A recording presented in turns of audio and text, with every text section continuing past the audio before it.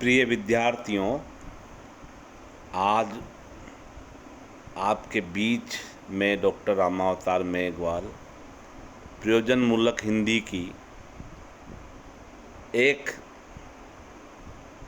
बहुत ही सशक्त और जिसका कि आजकल समाज में व्यापक प्रचार प्रसार है, ऐसे एक क्षेत्र पत्रकारिता को लेकर के मैं उपस्थित हुआ हूँ।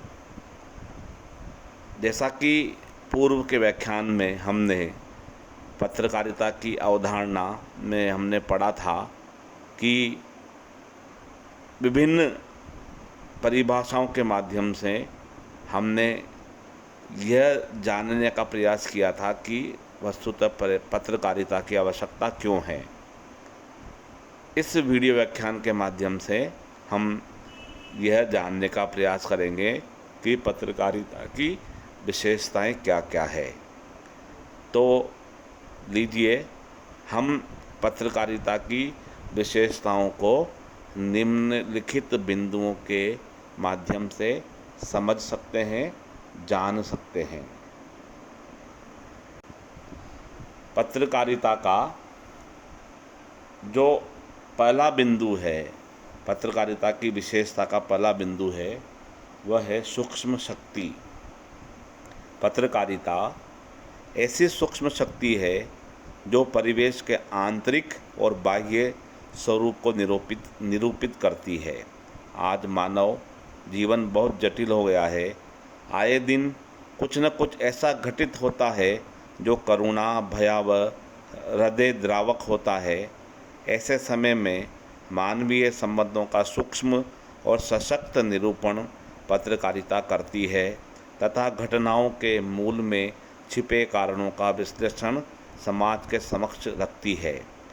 इस प्रकार पत्रकारिता ऐसी सूक्ष्म शक्ति है जो सामाजिक घटनाओं के आंतरिक और बाह्य परिवेश में मानव संबंधों की सतत क्रियाओं प्रतिक्रियाओं का विश्लेषण प्रस्तुत करती है। दूसरा जो पत्रकारिता की प्रमुख विशेषताओं में गिना जाता है कि पत्रकारिता सामाजिक मूल्य नियामिका है। तो हम देखते हैं कि पत्रकारिता समाज का दर्पण है। अतः विद्रोह, आक्रोश और आलोचना की विविध परिस्थितियों में भी अपना स्वस्थ स्वरूप बनाकर सामाजिक मूल्यों की नियामिका बनी रहती है। किसी भी स्तर पर उभरे विद्रोह, पारस्परिक राष्ट्र द्वेष, धार्मिक अविश्वास, सांप्रदायिक झगड़ों आदि का विश्लेषण करके तथा समाज में व्याप्त आक्रोश और आलोचना का विवेकपूर्ण तथा सतर्क समाधान देकर समाज को सही दिशा निर्देश करती है तथा सामाजिक मूल्यों का समर्थन करती है। इसी प्रकार जो पत्रकारिता की तीसरी विशेषता है वह है नीर क्षीर विवेक। अर्थात जैसा कि हम जानते हैं कि हंस का एक गुण होता है कि वह दूध का दूध और पानी का पानी कर देता है। तो दूध का दूध और पानी का पानी करना ही नीर क्षीर विवेक का परिचायक है। पत्रकारिता का वर्तमान स्वरूप भले ही नकारात्मक हो गया हो, पर उसमें पूरी तरह नकारात्मक सोच नहीं है। पत्रकारिता का काम नीर क्षीर विवेक से ही स्थितियों का विवेचन एवं निर्णय करना है। पत्रकारिता अच्छे को अच्छा, बुरे को बुरा ही कहकर अपना दायित्व पूरा नहीं करती। वह स्थितियों की गहराई तक जाकर बुराई को दूर करने के मापदंड तक निर्धारित करती है। राष्ट्र और क्षेत्र स्तर पर पत्रकारिता का स्वरूप निषेधात्मक न होकर उपस्थित समस्याओं का विवेचन निरक्षीरबद्ध करती है, न कि किसी धारा विशेष से प्रभावित होकर।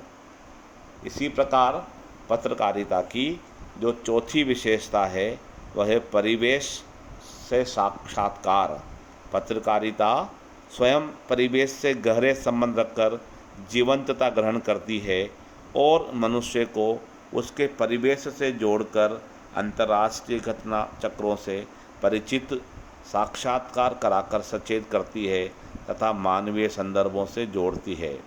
पत्रकारिता की यह सक्षम विशेषता व्यक्ति मात्र अपने देश परिवेश से ही साक्षात्कार कराकर अपना दायित्व पूरा नहीं करती, अपितु विश्व के अन्य देशों के परिवेश से साक्षात्कार कराकर विश्व मानवता को एक सूत्र में बांधने और अधिक उदारता से विकसित करने की संभावनाओं से सभी का साक्षात्कार कराती है।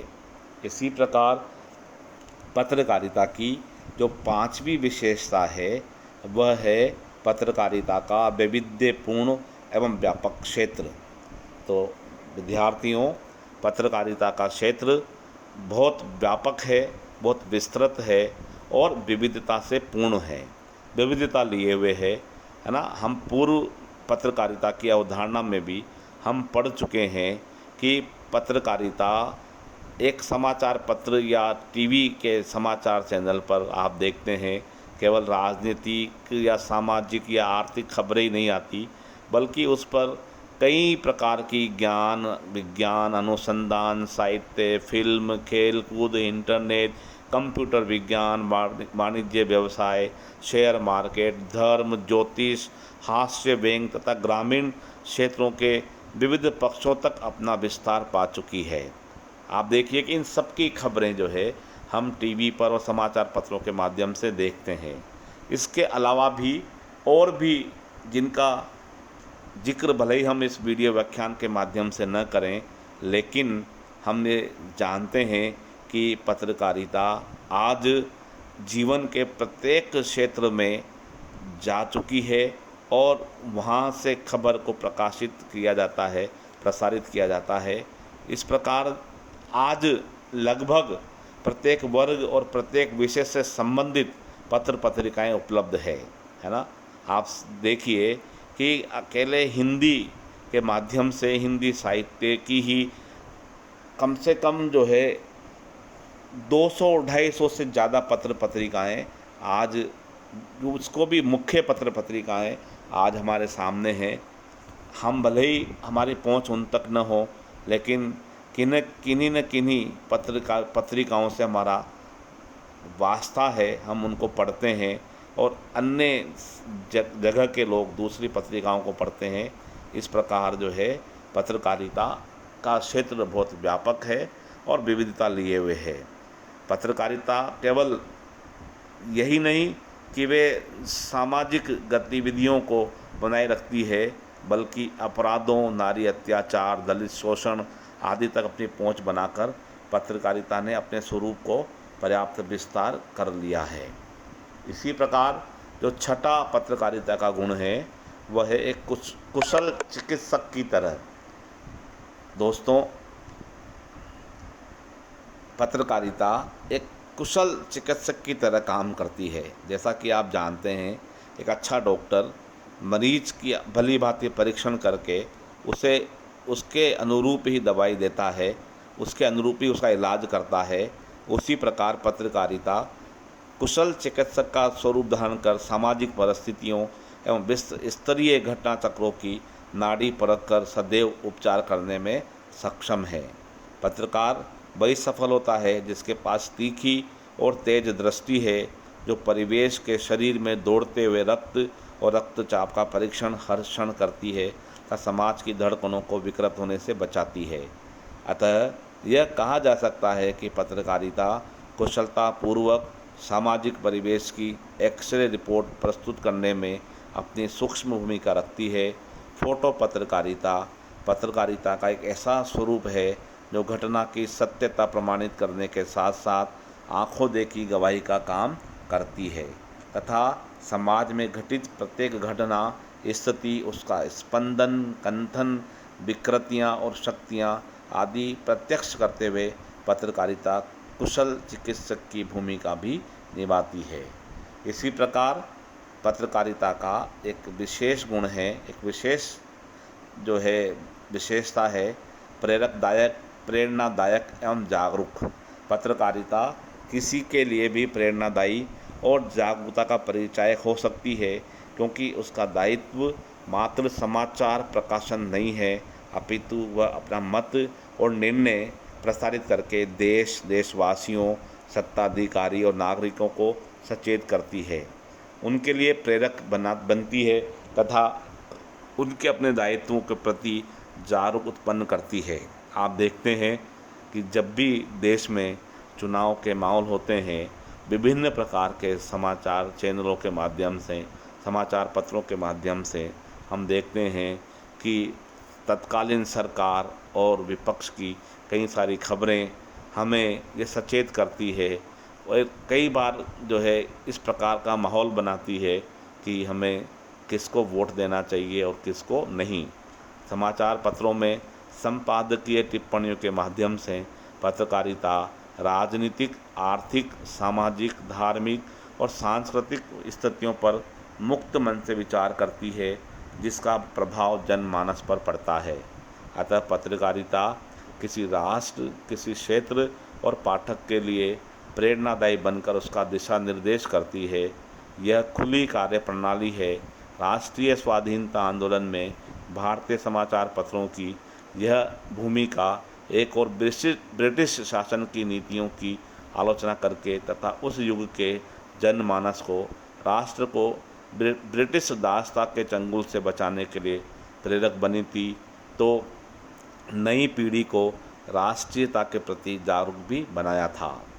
इसी प्रकार जो है आठवीं जो विशेषता है वह है संप्रेषण का माध्यम। पत्रकारिता शासक और शासित जनता के बीच सुदृढ़ संबंधों की भूमिका निभाती है। इस स्वरूप में वह जीवन के विविध क्षेत्रों की जानकारी देकर राष्ट्र के लोगों को राष्ट्र से जोड़ती है। यह तभी संभव हो पाता है जब पत्रकारिता एक श्रेष्ठ संप्रेषण माध्यम बनकर सेतु का काम करती है। सरकारी रीति नीति, समय समय पर की गई घोषणाएं पत्रकारिता के माध्यम से समाचार पत्रों में प्रकाशित होती है। तभी जनता को अपनी समस्याओं और उनके लिए सरकार द्वारा प्रस्तुत समाधानों का पता चलता है तथा जनता में फैली हुई भ्रांतियों का निराकरण करना होता है। प्रस्तुत संप्रेषण माध्यम का उपयुक्त स्वरूप अपनाकर ही पत्रकारिता वर्तमान जीवन का एक ऐसा आधार है जो व्यक्ति को पल भर में संसार में घटित होने वाली स्थितियों से अवगत कराती है तथा उन्हें जागरूक बनाती है। इसके साथ ही वह हमें अपनी प्रेरक भूमिकाओं से मानवीय गुणों के विस्तार के लिए भी उपयुक्त संप्रेषण माध्यम बनकर मानवता के विकास में योगदान करती है। वह मात्र समाचार प्रकाशित करके ही अपने दायित्व की इतिश्री समझने वाली नहीं है, अपितु संप्रेषण की बहुमुखी व्यवस्था का स्वरूप अपनाकर फीचर और साक्षात्कार जैसे संप्रेषण माध्यमों से अधिकतम रूप में जनता के पास पहुंचती है। पत्रकारिता की एक अंतिम और अन्य विशेषता है मानवीय गुण विस्तारक।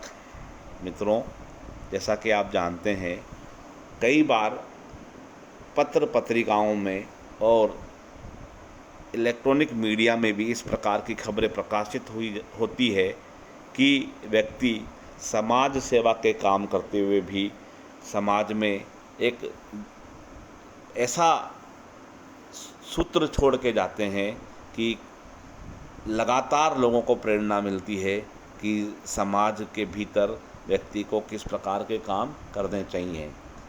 इसी प्रकार जो है आप देखते हैं कि कई बार मानवीय सहायताओं की समाचार भी पत्रिकाओं में, समाचार पत्रों में और इलेक्ट्रॉनिक मीडिया के माध्यम से प्रकाशित किए जाते हैं। इससे देखने और पढ़ने वाले, सुनने वाले सभी श्रोताओं, दर्शक और पाठकों के बीच में यह संदेश जाता है कि वस्तुतः आज भी ईमानदारी बाकी है, समाज की सेवा करने वाले लोग आज भी बाकी हैं और इस प्रकार के संदेश समाज में मानवीय गुणों का विस्तार करते हैं। हमें जानते हैं कि अगर पत्रकारिता नहीं होती तो हमें यह जानकारी मिलना असंभव थी कि किस राज्य में, किस जगह पर, किस व्यक्ति ने समाज सेवा के अमुक कार्य करके गरीबों, और दीनहीन व्यक्तियों की सेवा करी। और यही कारण है कि इस प्रकार की खबरों से एक जज्बा, एक प्रेरणा समाज के बाकी लोगों तक भी पहुंचता है, उनके भीतर भी जागृत होता है कि हम लोगों को समाज की सेवा करनी चाहिए, राष्ट्र की सेवा करनी चाहिए और इसी माध्यम से विश्व की भी सेवा करनी चाहिए।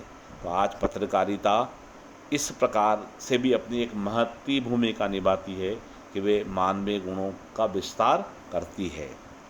आगे की आगे के वीडियो व्याख्यान में हम पढ़ेंगे कि पत्रकारिता की आवश्यकता क्यों होती है और पत्रकारिता का क्या महत्व है। ये भी जानेंगे आगे के वीडियो व्याख्यानों के माध्यम से कि पत्रकारिता के प्रमुख कानून क्या क्या हैं। तब तक के लिए धन्यवाद।